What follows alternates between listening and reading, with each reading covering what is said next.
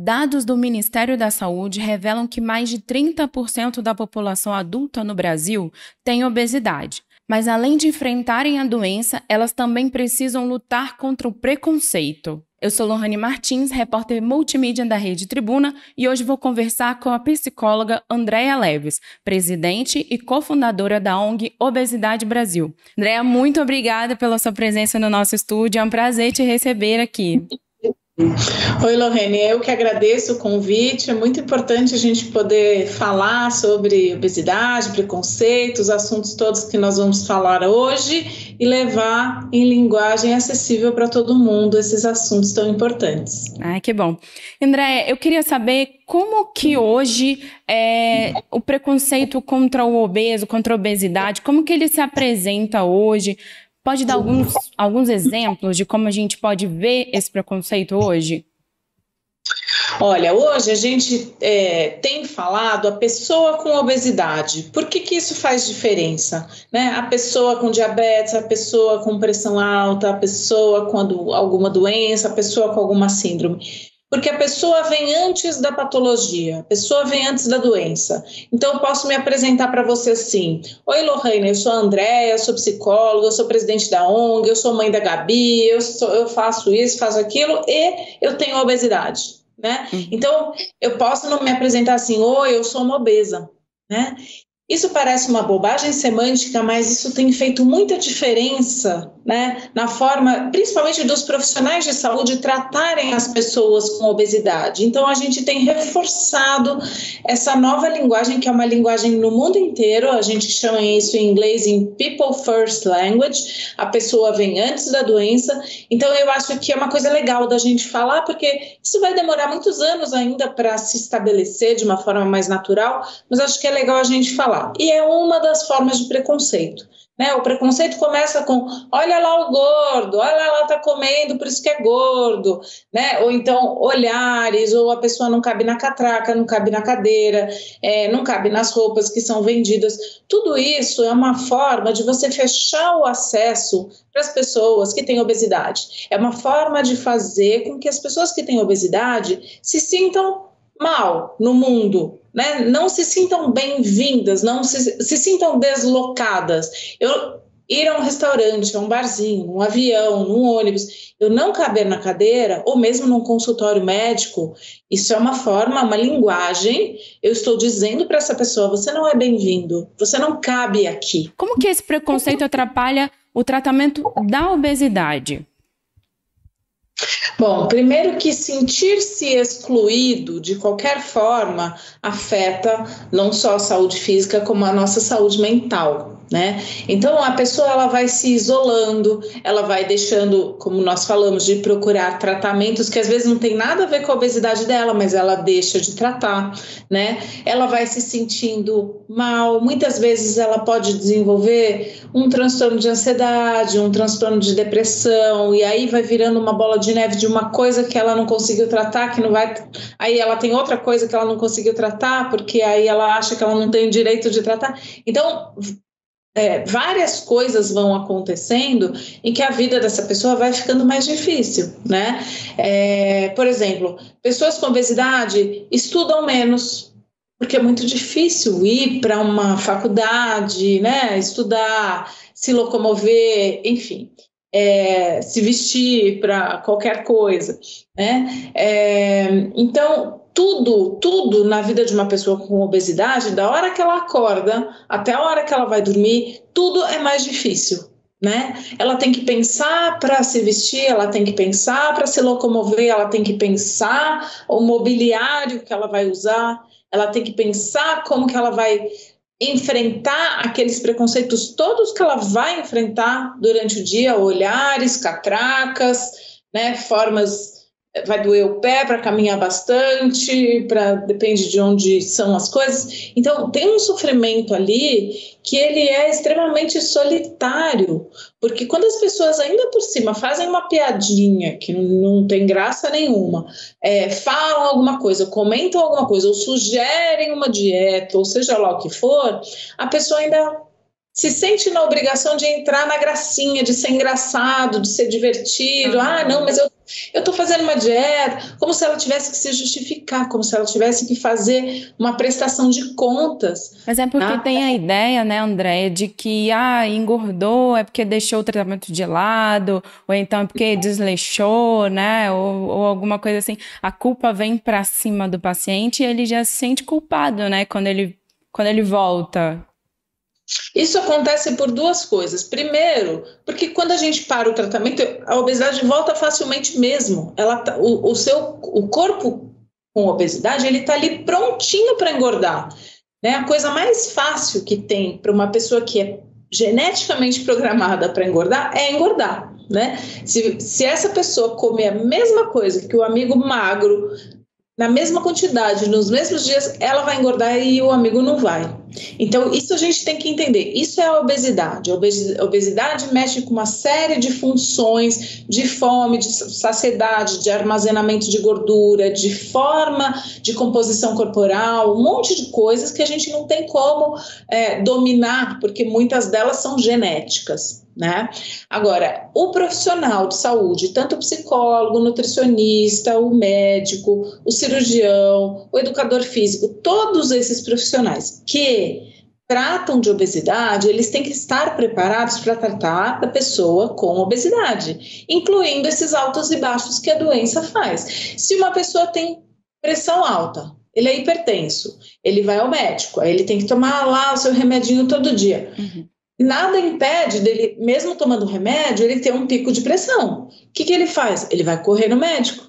Ele não vai ficar com medo do médico dar bronca, porque, nossa, eu tive um pico de pressão e agora...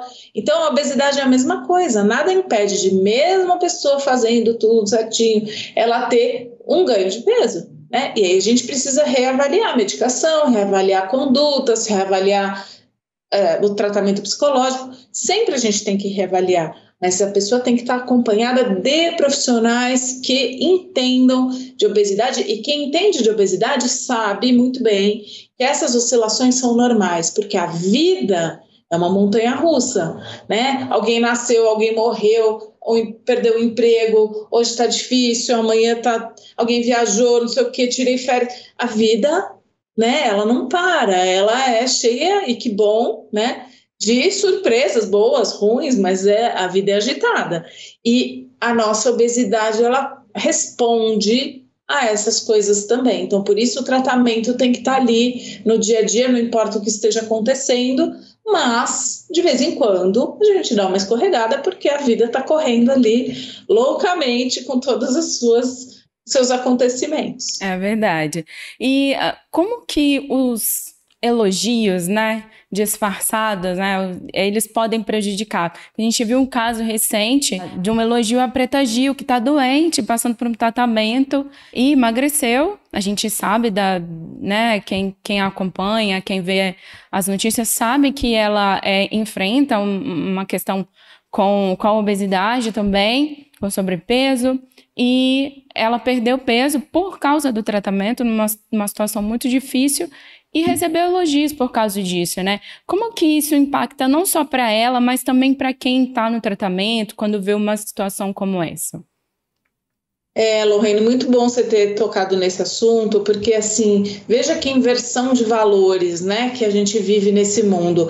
O importante é estar magro. Se eu estou com câncer, se eu estou diabético, se eu estou com uma doença grave, tá tudo bem, pelo menos eu estou magro. Assim, que loucura é essa, né? Então, por exemplo, uma pessoa que fica diabética, frequentemente ela emagrece. Por quê? Porque não é um emagrecimento bom, ela perde massa muscular. Né? Porque aí é por uma questão do hormônio, da insulina, que para de fazer seu efeito, ela perde massa muscular. E a pessoa está diabética, então ela está ali lutando, tendo que tomar insulina e perdendo peso de forma ruim para a sua composição corporal. E ela ouve um monte de elogios, pelo menos você emagreceu. Esse caso da Preta Gil é um caso assim, que é de um desrespeito atroz. Eu quero imaginar, eu quero crer que as pessoas que falaram isso, elas sejam realmente ignorantes no assunto e que elas possam aprender com uma conversa como essa nossa aqui, ou mesmo a nossa ONG, Obesidade Brasil, ela existe para isso, para falar para as pessoas leigas sobre o que é a obesidade, né? E emagrecer porque a pessoa está com um câncer, fazendo tratamento super difícil, que é radioterapia, quimioterapia, uma dieta específica, cirurgias e etc., não é vantagem nenhuma, né? Perder peso dessa maneira. Quantas vezes, por desespero e por preconceito mesmo, a gente escuta no consultório coisas bem pesadas, como, ai, eu acho que eu preferia ter câncer do que ser gorda, né? Ou, eu acho que lá nos anos 80, 90, a época do HIV bombando, da AIDS, né? As pessoas falavam, será que se eu pegar AIDS... Gente, que loucura!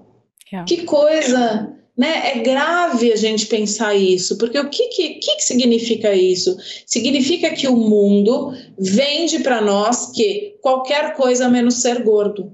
Né? Qualquer coisa é válida. Quantas pessoas fumam cigarro, que a gente sabe que é uma coisa extremamente nociva para a própria pessoa, para o meio ambiente, para tudo, não faz nada de bom, fumam e dizem com clareza, eu fumo para não engordar. Verdade. Né? Então, assim, é um pânico de engordar, né? Isso acontece, na minha opinião, por diversas causas, né? Porque a pessoa não sabe o que é obesidade mesmo. Porque se ela sabe onde buscar ajuda, ela vai saber que tem tratamento, quanto mais precocemente ela buscar o tratamento, melhor.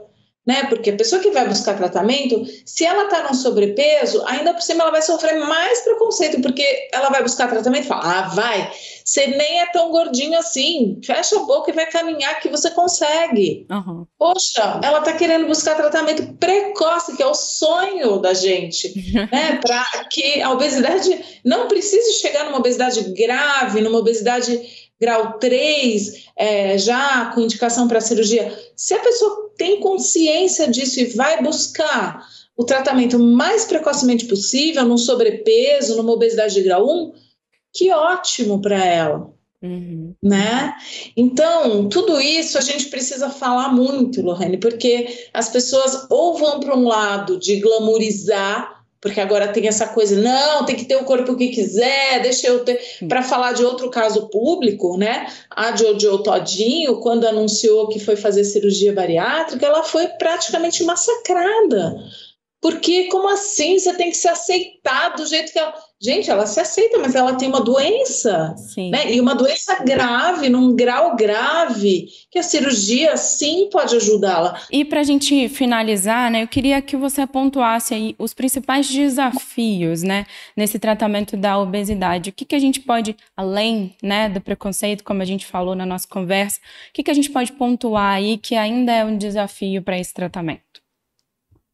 Olha, Lorraine, outro dia eu fiquei muito contente porque lá na nossa ONG a gente sempre tenta falar em linguagem muito leiga, né? Para quem quiser seguir a gente, @Obesidade Brasil, a gente tenta transformar a linguagem científica em linguagem leiga para que todo mundo possa entender o que tem de tratamento no mundo da obesidade. E outro dia nós recebemos um e-mail de uma pessoa, a gente percebia que era uma pessoa muito simples, ela mal sabia escrever, mas ela fez um esforço para nos mandar uma mensagem dizendo assim, olha, eu fui lá na UBS do meu bairro buscar tratamento para obesidade por causa das coisas que eu escutei vocês falando aí pela ONG e tudo mais.